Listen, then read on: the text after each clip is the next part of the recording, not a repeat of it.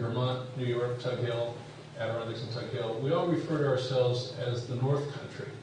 As Teresa Sayward or Betty Little point out, we are not upstate New York, we are the North Country, and the rest of you are downstate. And it was even more interesting. I think over in New Hampshire, they don't even call it downstate, they call it down below, which I thought was an interesting twist. But I wanted to go through a little bit of where we are in the Adirondacks and refer to a paper that I wrote to our board of directors in early October when we had a board and staff retreat, right when the economy started to slide. And I'd like to paint a slightly different picture for the Adirondacks. When I wrote this, it said, by all accounts, the U.S. financial system is facing a historic crisis with Wall Street as the epicenter. Well, now we know it's a truly global crisis, probably the first one in our global economy that we've all got to pull together, not only in New York, across the nation, perhaps across the world. As a result of this, New York will need to drastically cut government spending, with the resulting impact that the Adirondack region will not receive as much state support for infrastructure improvements or public services. I go on to say that although it's easy to dwell upon the negative scenarios for the Adirondacks and simply hunker down to weather the coming financial storm, this situation also presents an extraordinary opportunity to envision a better future and set in place strategies to achieve them.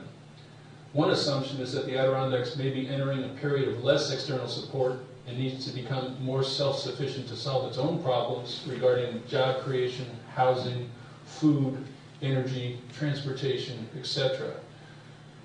But the Adirondacks are an extraordinarily special place with abundant natural resources, energy resources, and intellectual capital to confront this crisis and emerge with a new economic model for this very special protected place. I'm going to read you our vision statement for the Adirondacks, but before I do, I want to remind you that the Adirondack Park at 6 million acres is the largest protected, remaining intact, deciduous forest anywhere on the planet. It's an incredibly important place for its ecological resources and biological resources, and everyone that lives or plays in that park has a stewardship responsibility to that global resource. And let me go. The Adirondack Council wrote a vision statement several years ago about the park. We envisioned an Adirondack Park composed of large core wilderness areas connected to working forests and farms and augmented by vibrant local communities, all within a diverse mosaic of biologically intact landscapes. I just want to go down to each one of those and again, just paint a broad stroke about what the future may be. Large core wilderness areas. What does that mean?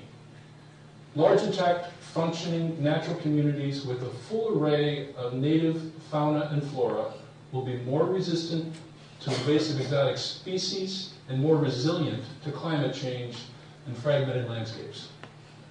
Years ago, in 1990, the Adirondack Council set out what we call our 2020 Vision Series that showed what the core wilderness system of the Adirondacks should be.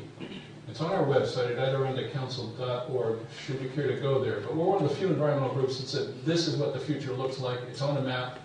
You can agree or not agree. But we didn't say make it all wilderness. We said, yes, viable communities are necessary too. But to do that, we should look at these core wilderness areas and say to our local communities, they are not an imposition. They're an economic opportunity. And let's figure out how to make you gateways to those wilderness areas. And if you think it's a liability, let's turn it into an asset for you. Because in fact, it is a great economic motor for recreation, tourism, and some other services that are out there. I also believe that we need local communities as the stewards of the adjacent forest preserved lands that are in their towns and in their counties. We have a wonderful environmental protection fund. That could also be used to help contract local communities for trail construction and maintenance, invasive species removal, campground operations, etc., to both reinforce their pride in the land that's out beyond their backyards, but also to provide jobs in the Adirondacks. What does it mean to be connected to working farms? Once upon a time, the Champlain Valley was the breadbasket of the Northeast. but it is now mostly fallow or hay fields. As concerns about food security and fuel miles increase, there's a growing demand for locally grown organic foods. This is an area that has grown 20-fold since I moved into the Adirondacks. The increased cost of imported fossil fuels is also opening a market for biomass energy crops such as willow, which has already been successfully demonstrated by SUNY ESF and its Tully plantation out in central New York. So here are some opportunities for action. Let's create economic incentives for regional farmers to produce North Country products and move them to downstate markets, as well as selling locally. Let's increase support for groups such as Adirondack Harvest Network and community-supported agriculture and organic agriculture. And we've got up-and-comers that want to do this. And finally, let's explore willow biomass energy production on fallow farmlands in the Champlain Valley and possibilities to use our existing rail network for the bulk transport of these to the factories. How about our working forests? More than 3 million acres of the Adirondack Park are privately owned, and the vast majority of that land is forested. Not long ago, Adirondack mills supplied pulp and paper and dimensional lumber to a global market. Today, most of the mills have closed, and the last of the forest products lands have been sold to timber investment management organizations, the so-called TIMOs. So what do we do with that? Well, one, we can improve monitoring for our 750,000 acres of forest lands that are under conservation easements to make sure that they become carbon sinks and are there for the forest products that we need. We need to advocate for an expansion of our timber tax abatement program so that both landowners and communities are reimbursed for the lost revenues that might occur should they go into land conservation for forestry purposes. Let's explore sustainable forest biomass energy production that also ensures the forest's ecological integrity. And here's a new one. Let's create economic incentives to value the ecosystem services provided by private forest lands. Water supplies, hydroelectric supplies, carbon sequestration, air filtration, nutrient cycling, wildlife habitat, scenic and recreational uses. This is in our property tax code. It's called intrinsic values, but we rarely have really put a price on those. And finally, augmented by vibrant local communities. Here's the state of affairs. Our communities are facing economic survival. They're increasingly worried about their survival as property taxes climb, energy costs increase, houses become less affordable, local populations age, and young people seek employment opportunities elsewhere.